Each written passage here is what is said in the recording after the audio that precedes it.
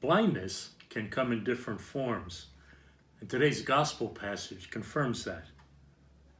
A man born blind is given the gift of physical sight by Jesus. For the first time in his life, the world takes on color and shape and wonder. Then, as the story moves on, the man is given something even more wondrous. Through the gift of faith, he comes to recognize Jesus as Lord. Today, more than 80% of blind people in the United States get some kind of help from the government, SSI disability assistance, for example.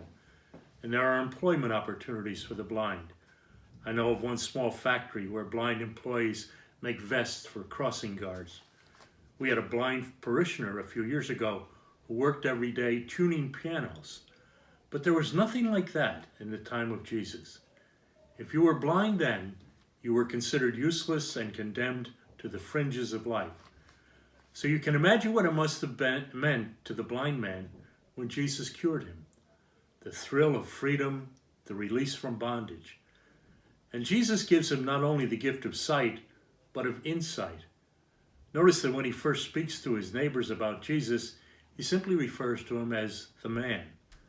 Then under questioning by the Pharisees, he says he is a prophet.